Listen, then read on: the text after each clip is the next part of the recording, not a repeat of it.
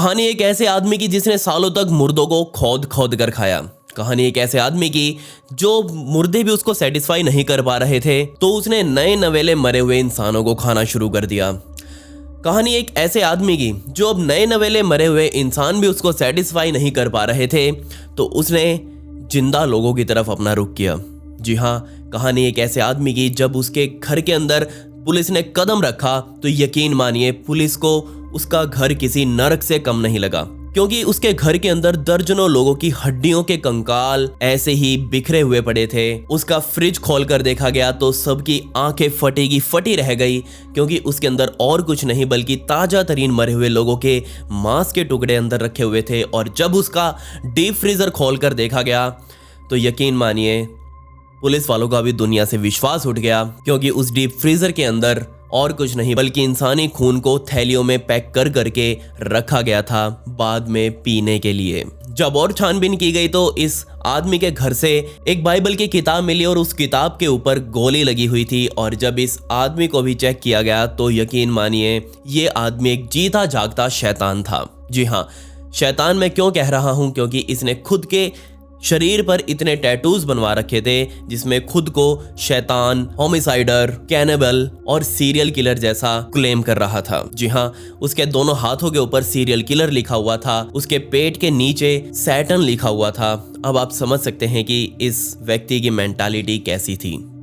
और ये व्यक्ति कौन था? ये व्यक्ति कोई और नहीं, इसका नाम निको क्लो था।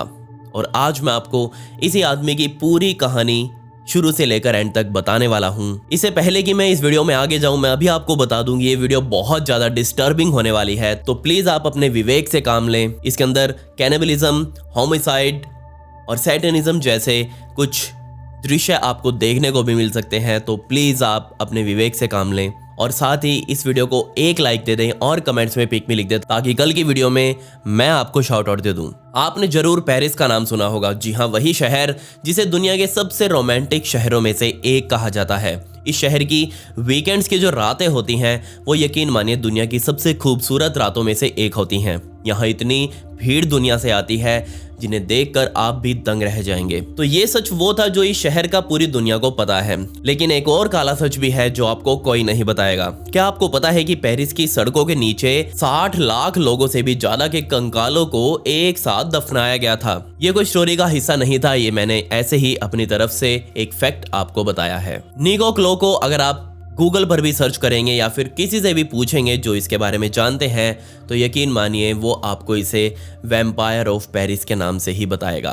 दिन था 15 नवंबर 1994 का, जब निको क्लो नाम के इस व्यक्ति को पेरिस में ही मौजूद इसके एक अपार्टमेंट से गिरफ्तार किया गया था। सुबह सुबह पुलिस उसके घर पहुंच चुकी थी और उन्हें पक्की मुखबरी मिली थी कि जो शहर में गोलीबारियों का सिलसिला चल रहा है उसके पीछे निको का ही हाथ है। तो पुलिस ने बिना कुछ देरी करते हुए इसके घर पर छापा मारा और तुरंत उसे गिरफ्तार भी कर लिया। साथ ही वो श्योर इस बात से भी थे क्योंकि निको ने हाल ही में एक चोरी किए हुए क्रेडिट कार्ड से एक स्टोर से वीडियो कैमरा खरीदने की कोशिश की थी, और उस ट्रांजैक्शन की हिस्ट्री पुलिस को पता चल गई और पुलिस ने इस ट्रांजैक्शन को ट्रेस करते हुए निको तक अपनी पहुंच बना ली थी। मैंने आपको पहले भी एक वीडियो में कहा था कि किसी को मारने के बाद उसका सामान इस्तेमाल नहीं करना चाहिए, ये बात आपको आगे पता लगेगी। जी हाँ, एक क्रेडिट कार्ड था थियोरी बेजनियर नाम के एक व्यक्ति का, जिसे कुछ ही घंटों पहले इसी निको क्लो ने उसी के घर में जाकर अपनी गोलियों से उसे भून डाला था। जैसे ही पुलिस इस घर के अंदर घुसी तो उनका दिल पूरी तरह से दहल गया, क्योंकि निको के घर का दरवाजा खोलते हुए उन्होंने ऊपर छत पर देखा कि यहाँ तो इंसानी पैरों के जो टुकड़े होते हैं, हड्डियों समेत काटे गए हैं, वो लटके हुए हैं और उनसे अभी भी खून टपक रहा है। कोने में रखे हुए एक डब्बे को खोलकर देखा गया और दूर से देखने पर ऐसा लग रहा था जैसे उसके अंदर टेस्टी टेस्टी काजू बंद थे, लेकिन जब उन काजुओं को खोलकर देखा गया तो वो काजू कुछ और नहीं बल्कि इंसानी दांतों को उखाड़ उखाड़ कर उस डब्बे को भरा गया था। दर्जनों वीडियो टेप्स यहाँ से मिली और उन वीडियो टेप्स में कुछ और नहीं बल्कि यही बताया गया था कि मर्डर किस तरीके से किया जा सकता है। पूरे घर की दीवारों पर शैतान की पेंटिंग्स बनी हुई थी, मर्डर करने के तरीकों की पेंटिंग्स बनाई गई थी, खून टपकते हुए सिरों को काट काट कर पेंटिंग्स में दिखाया गया था। यहाँ तक भी ठीक था, पेंटिंग्स वगैरह किसी के भी शौक हो सकते हैं, उनको हम नहीं रोक सकते। लेकिन जैसे ही उसका फ्रीजर खोल कर देखा गया तो यकीनन पुलिस को विश्वास हो गया कि उन्होंने बिल्कुल सही जगह पर अपनी रेड की है। जी हाँ, फ्रिज के निचले हिस्से में इंसानी मांस के टुकड़ों को काट काट कर रखा गया था, जबकि उसी के डीप फ्रीजर में इंसानी खून की थैलियों को, बिल्कुल फ्रेश खून की थैलियों को संभाल कर रखा गया था ताकि इन्हें बाद में चढ़ाया नहीं, पिया जा सके। जी हाँ, एक घर एक ऐसे आदमी का जिसके दिमाग में सिर्फ और सिर्फ हिंसा, हत्या, खून खराबा और आदमखोरी ही चलती रहती थी। शुरुआत में जब उसे पूछताछ की गई तो उसने बिल्कुल सीधे तौर पर इनकार कर दिया कि उसे इन सब के बारे में कुछ नहीं पता, उसे नहीं पता कि थियरी बीसेनियर कौन था। लेकिन जब उसे सख्ती से लिया गया तो उसने अपना पहला कत्ल मंजूर कर लिया। उसने बताया कि वो थियरी मेसनियर से मिनिटेल पर मिला था। जी हाँ, अगर आपको नहीं पता कि मिनिटेल क्या होता है तो मैं आपको बता दूं कि आज हम इंटरनेट इस्तेमाल करते हैं और इंटरनेट से पहले एक दूसरे से कनेक्टेड रहने के लिए मिनिटेल चलता था। उस टाइम की यानी कि 90 के दशक की हम इसे सोशल मीडिया भी कह सकते थे। और पुलिस को एक खबर मिलती जा रही थी कि कुछ लोग हैं जो मिनिटेल पर नए नए अभी अकाउंट उन्होंने बनाए हैं और बनाते ही कुछ दिनों बाद उनकी गोली मारकर हत्या कर दी गई। लेकिन तब से लेकर आज तक निको ने थियरी बीसेनियर के अलावा और किसी की शूटिंग में अपना नाम कन्फेस नहीं किया और पुलिस को भी इसके खिलाफ कोई सबूत नहीं मिले। तो इसीलिए मैं आपको थियरी बीसेनियर की ही पूरी कहानी आपको आगे बताऊंगा। 22 मार्च सन 1972 के दिन अफ्रीका के कैमरून में एक लड़के का जन्म हुआ और उसके माता पिता दोनों फ्रेंच थे और अपने काम के सिलसिले में वो अफ्रीका में रह रहे थे। जी हाँ, उसके पिता एक कंप्यूटर टेक्नीशियन थे और बार बार अपनी जॉब की वजह से ही उनको अलग अलग देशों में शिफ्ट होना पड़ता था। 4 महीने इस देश में, 6 महीने किसी और देश में। अब आप समझ सकते हैं कि इस तरह से बार बार अपनी लोकेशन बदलने से कोई भी बच्चा या फिर कोई भी व्यक्ति अपने लिंक अपने आस पड़ोस में नहीं बना पाता। आप खुद सोचकर देखिए, आप किसी नए इलाके में गए हों, नए शहर में काम धंधे से शिफ्ट हुए हों, तो आपको कितना टाइम लगता है वहाँ के लोगों में घुलने मिलने में। 4-5 महीने तो आप भी अकेले ही रहेंगे, अकेले बैठकर सोचते रहेंगे कि मैं वापस चला जाऊँ अपने घर, बहुत याद आती है घर की। लेकिन फिर हालात थोड़े सुधरने चालू होते हैं, आपके आसपास लोग आपको जानने लगते हैं, आपकी जान पहचान बढ़ जाती है, आपके दोस्त बन जाते हैं। लेकिन अब सोच कर देखिए, एक बच्चा जिसे स्कूल स्टार्ट करने से पहले ही उसे स्कूल से वापस बाहर निकालना पड़े, उसके दिल पर क्या बीत रही होगी जब उसे एक भी दोस्त उसका ना मिल पाए। निको के 6 साल तक का होते होते वो अफ्रीका, स्विट्जरलैंड, इंग्लैंड और फ्रांस जैसे देशों में अपनी जिंदगी अभी तक बिता चुका था। अब जहां इस बच्चे के कोई दोस्त नहीं बन पा रहे थे, वहीं इसकी माँ भी कुछ खास मदद अपने बच्चे की नहीं कर रही थी। जी हाँ, उसका कोई इंटरेस्ट नहीं था अपने इस बच्चे में और निको जब भी उसे जाकर कुछ बात करने की कोशिश करता, वो तुरंत उसे सिरे से नकार कर साइड में कर देती। उसका पिता हमेशा घर से बाहर ही रहता था, तो ऑब्वियसली उसके दादा थे जो उसके साथ रहते थे। और एक दिन निको के दादा और निको खुद गार्डन में बैडमिंटन खेल रहे थे, तभी उसके दादा को एकदम से स्ट्रोक आया और उसकी वहीं जान चली गई। अब यहाँ पर ये बच्चा उस समय 10 साल के आसपास का था। अब सोचकर देखिए, 10 साल का व्यक्ति क्या किसी की जान ले सकता है। वैसे मैंने एक सीरियल किलर पर वीडियो बनाई है जिसकी उम्र 10 साल की थी, लेकिन यहाँ निको ने कुछ नहीं किया था। यकीन मानिए, उसके दादा को जो दिल का दौरा आया था वो नेचुरली था और दिल का दौरा वैसे भी नेचुरली ही आता है। लेकिन उसके माँ बाप ने निको पर इल्जाम लगा दिया कि उसके दादा को तुमने मारा है। उसने जैसे ही अपने दादा की डेड बॉडी को देखा तो वो पहली बार था जब उसने किसी की लाश देखी हो। लेकिन यहाँ पर ऐसे बच्चों को दिखाना नहीं चाहिए, पर फिर भी निको ने देख ली थी। अब आप सोच कर देखिए, एक बच्चे को 10 साल की उम्र में होते हुए भी डेड बॉडी से डर वगैरह नहीं लग रहा, तो सोचकर देखिए वो उन डेड बॉडीज के साथ बड़ा होकर कितना कंफर्टेबल हो जाएगा। जैसे ही उसके दादा का अंतिम संस्कार किया गया, वो अपने दादा की कब्र के पास जाकर बैठने लगा और थोड़ी थोड़ी मिट्टी खोद खोद कर कभी उसके पैरों को बाहर निकाल लेता, कभी उसके हाथों को बाहर निकाल लेता और वापस ढककर अपने घर चला जाता।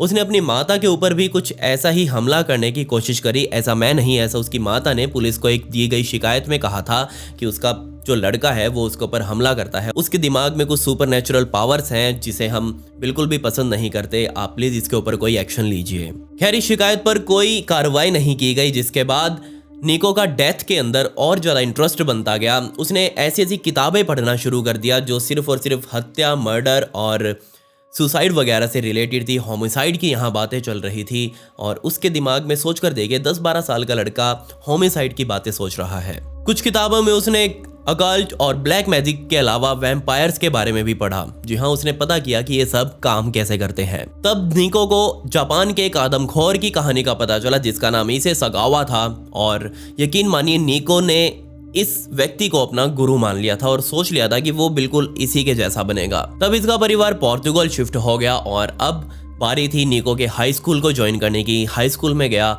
लेकिन हाई स्कूल में जाते ही अब पता है कि बच्चे एक दूसरे को बुली करते हैं और यहाँ पर भी निको को बुली किया गया।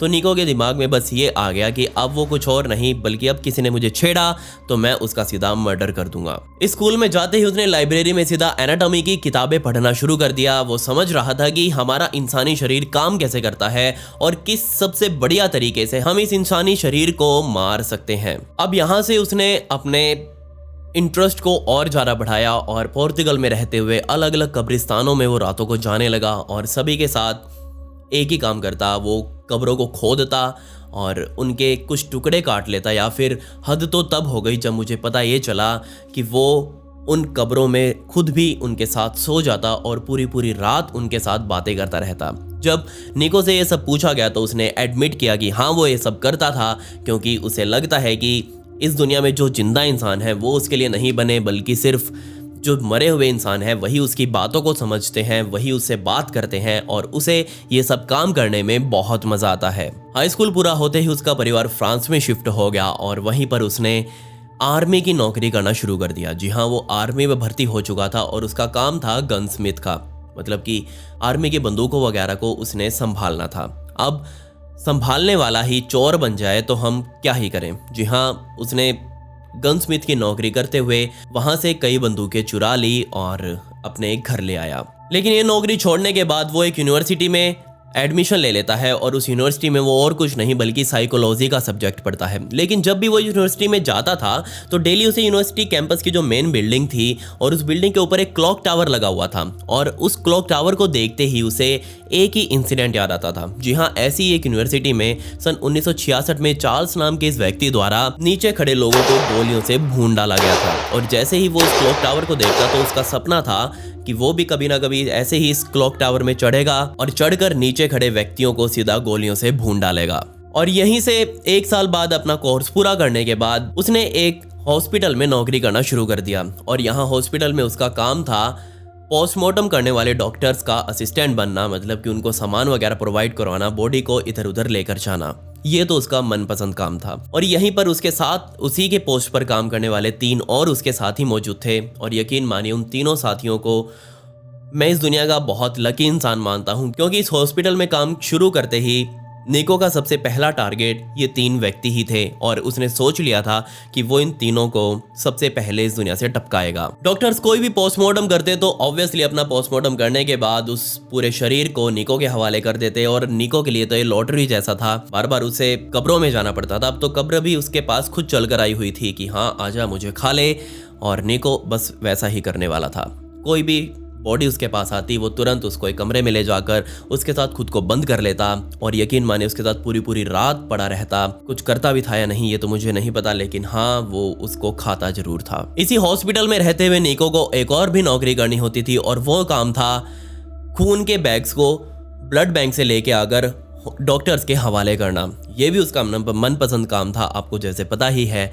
और जैसे ही वो ब्लड बैंक से खून के सैंपल्स या फिर बैग वो लेकर आता तो उनमें से 1-2 बैग अपने पास रख लेता और रात होते ही उन्हें अपने घर ले जाता और मज़े से एक गिलास में डालकर रूह अफ़ज़ा की तरह पीता। जब उसे पूछा गया कि वो ये सब खून कैसे पी लेता था तो उसका जवाब सिंपल था, आप पीकर देखो मज़ा आ जाएगा। लेकिन हम तो ऐसा काम नहीं कर सकते। खैर मैं उसके बारे में आपको बताता हूँ। वो उसको एक प्रोटीन मानता था। जी हाँ, इंसानी खून उसके लिए प्रोटीन था, जिम वाला प्रोटीन भी आप उसे कह सकते हैं। क्या मतलब आप उसे शेकर में डालकर ऐसे ऐसे हिलाते हुए पिएंगे? छोड़िए, आपको नहीं पीना, पर वो ये काम जरूर कर रहा था प्रोटीन के लिए। इसी हॉस्पिटल में काम करते हुए उसके जो 3 साथी थे उनको मारने का प्लान अब वो सोचने लगा था कि उनको किस तरह से टपकाया जाए, किस तरह से दुनिया से अलविदा किया जाए। लेकिन उससे पहले कुछ और हो गया। जी हाँ, कुछ और हुआ थियरी बिजनियर के साथ। मिनिटेल थियोरी ने नया नया शुरू किया था चलाना, और आप सभी को पता है कि आज के टाइम पर भी जो नया नया फेसबुक या फिर इंस्टा वगैरह चलाते हैं उनको एक खुजली रहती है कि वो हर किसी से जाकर बात करें, उनके बहुत सारे फ्रेंड्स हों, बहुत सारे फॉलोअर्स हों। मैं यहाँ टिकटॉकर्स की बात नहीं कर रहा, वो तो भगवान है हमारे, उनकी बात नहीं कर रहा। मैं सिर्फ बात कर रहा हूँ हमारे जैसे आम इंसानों की। तो थियोरी बेसनियर की आईडी बनते ही उसके ऊपर रिक्वेस्ट आई निको क्लो की। निको क्लो की रिक्वेस्ट एक्सेप्ट करते ही उसने निको से बात करना शुरू किया, और जिस दिन बात करना शुरू किया था उसी दिन उस पागल ने भी निको को अपने घर मिलने के लिए बुला लिया। और ये निको के लिए सबसे बेस्ट मौका था, सबसे बढ़िया चांस था अपनी इच्छा पूरी करने का। और उसने सीधा अपने साथ एक बंदूक और एक पेन नाइफ, जो पेन जैसा कुछ एक चाकू होता है, मैं आपको दिखा देता हूँ स्क्रीन पर, कुछ ऐसा होता है, वो उठाया और सीधा थियोरी बेसनियर के घर वो निकल पड़ा। 4 अक्टूबर 1994 का वो दिन था जब निको क्लो मौत बनकर थियोरी के घर पहुंचा। थियोरी बेचारा बहुत सीधा सा आदमी था, बहुत लंबे टाइम से वो पेरिस में रह रहा था, उसकी एक अच्छी रिलेशनशिप एक लड़की के साथ चल रही थी। शायद निको हो सकता है कि इसी बात से जल उठा हो कि हमें कोई क्यों नहीं मिलती। अब यहाँ पर थियोरी बेसनियर के मर्डर की कहानी को आप अच्छे से समझिएगा। जी हाँ, वो थियोरी बेसनियर के इस अपार्टमेंट में पहुंचा, उसने डोरबेल बजाई, थियोरी ने गेट खोला और निको अंदर आया। इससे पहले कि वो वापस गेट बंद कर पाता, थियोरी वापस गेट बंद करता, उससे पहले ही अंदर खड़े निको ने अपनी गन को निकाला और सीधा उसके ऊपर तान दिया। वो जैसे ही गेट बंद करके वापस उसकी तरफ मुड़ा तो उसने देखा कि निको ने अपनी बंदूक थियोरी के ऊपर तानी हुई है, और थियोरी ये देखकर बहुत डर गया। कुछ ही सेकंड्स बाद बिना कुछ बोले, बिना कुछ समझे, थियोरी को तो समझ भी नहीं आया कि हो क्या रहा है, ये है कौन, ऐसा क्यों कर रहा है। निको ने ट्रिगर दबा दिया। ट्रिगर दबाते ही थियोरी बेसनियर जमीन पर गिर पड़ा। एक गोली लगते ही सिर में एक गोली लगी थी, वो नीचे गिर गया था और अभी भी जिंदा था। उसके शरीर से बहुत तेजी से खून निकलना चालू हो चुका था। इससे पहले कि खून पूरा निकलता, निको ने सोचा कि क्यों ना इसके अपार्टमेंट में थोड़ा घूम कर देखा जाए कि कैसा है इसका अपार्टमेंट, क्या क्या ये रखता है। तो जैसे ही घूम फिर कर वापस आए तो अभी तक भी थियोरी बेसनियर सांसें ले रहा था। उसे जिंदा देख निको को बहुत गुस्सा आया और उसने फिर से अपनी बंदूक में गोली लोड करी और सीधा अब की बार उसके सर के पीछे से उसको गोली मार डाली। लेकिन अभी भी थियोरी बेसनियर बहुत जोर जोर से सांसें ले रहा था, उसके शरीर से पूरा खून निकल रहा था। ये देखकर निको को बड़ा मजा आ रहा था। दूसरी गोली मारकर वो सीधा थियोरी के किचन में गया और वहां पर उसे कुछ बिस्किट्स वगैरह मिले। उसने बिस्किट्स उठाए और थियोरी के पास आकर ही बैठ गया और उसे पूछने लगा कि क्या तुम खाओगे। तो अब आप सोच ही सकते हैं कि थियोरी बोलने की हालत में भी नहीं था, तो उसके पास बैठकर वो बिस्किट्स वगैरह खाने लगा। लेकिन यहाँ उसे को बार बार गुस्सा आ रहा था कि एक गोली लगने के बाद भी वो जिंदा था, 2 गोली लगने के बाद भी वो अभी तक मरा क्यों नहीं। अब जो मैं आपको बताने वाला हूँ वो यकीन मानिए इस कहानी का सबसे दर्द भरा हिस्सा है। जी हाँ, गोली मार दी, मर्डर किया, कोई बात नहीं, सजा उसे मिलेगी।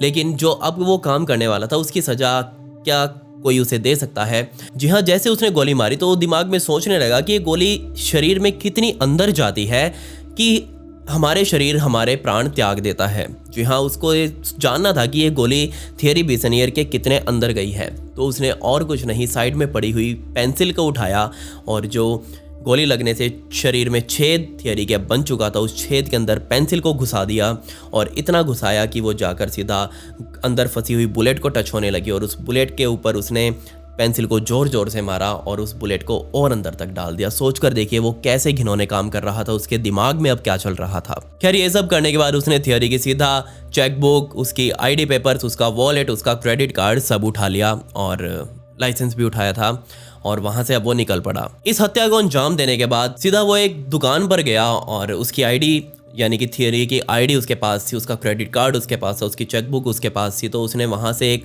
छोटा वीडियो कैमरा खरीदने का सोचा। उसका प्लान था कि वो आगे जो भी काम करेगा उन सभी को फिल्माएगा। तो उसने अपनी पसंद का एक वीडियो कैमरा सिलेक्ट किया और थियोरी के क्रेडिट कार्ड से पेमेंट भी कर डाली। लेकिन यहीं तो वो फंस गया। मैंने क्यों पहले आपको कहा था कि किसी का मर्डर करने के बाद उसका सामान कभी भी इस्तेमाल ना करें। माफ कीजिएगा, ये मैं आपको कोई राय नहीं दे रहा हूँ, मैं आपको बस एक सार्केस्टिक वे में आपको कुछ हंसाने की कोशिश कर रहा हूँ। जिसके बाद तुरंत पुलिस ने उस स्टोर पर जाकर पूछताछ करी कि कौन आया था। तो वहाँ के स्टाफ ने निको का स्केच वहाँ बनवा दिया था।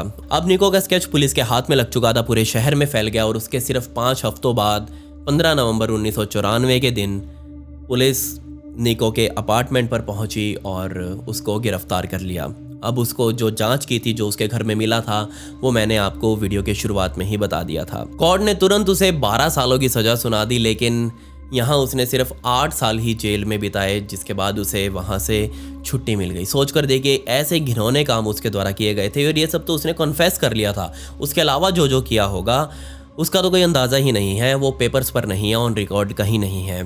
तो सोच कर देखिए, सिर्फ 12 सालों की सज़ा उसे सुनाई गई और उसमें भी सिर्फ 8 साल ही उसने जेल में बिताए। सन 2002 में वो इस जेल से भी बाहर आ गया और यहाँ से बाहर आकर उसने कई इंटरव्यूज पूरी दुनिया में दिए, जिसमें उसने एक इंटरव्यू में कहा था कि वो तकरीबन 30 सीरियल किलर्स को जानता है और 30 की कहानी उसने पढ़ी है, और लेकिन कोई भी उसे इंस्पायर नहीं कर पाया। सभी उसे बोरिंग सीरियल किलर लगे। वो कुछ ऐसा करना चाहता था जिसे देखकर पूरी दुनिया हिल जाए। तो ये कहानी थी एक बहुत ही खूंखार सीरियल किलर की। उम्मीद करता हूँ आपको ये कहानी जरूर पसंद आई होगी। निको से जुड़ी हुई बहुत सारी फोटोज और वीडियोस इंटरनेट पर पड़ी हुई हैं और उनमें से मैंने कुछ एक कलेक्शन बनाया है, जो ऑब्वियसली मैं आपको यहाँ तो बिल्कुल नहीं दिखा सकता। उसमें उसने मांस को पकड़ा हुआ है, इंसानी शरीरों को काट काट कर पकड़ा हुआ है, तो ऑब्वियसली मैं उनको यहाँ नहीं दिखा सकता। यूट्यूब की कम्युनिटी गाइडलाइंस की वजह से मैंने आज रात 9 बजे इंस्टाग्राम पर वहाँ हाईलाइट्स लग जाएगी, तो आप जाकर वहाँ देख सकते हैं। अगर आज देखेंगे तो आपको स्टोरी मिल जाएगी, वरना कल या उसके बाद देखेंगे तो आप हाईलाइट्स जरूर चेक कर लें। मेरी इंस्टाग्राम आईडी ये है और आप मुझे वहाँ फॉलो जरूर कर लें। खैर, पिछली वीडियो का शाउट आउट चिरंजीव को and comment pick me to get a shout out in next video. आपको ये वीडियो कैसी लगी कमेंट्स में वो भी बता दें। मिलते हैं अगली वीडियो में। ये वीडियो देखने के लिए धन्यवाद।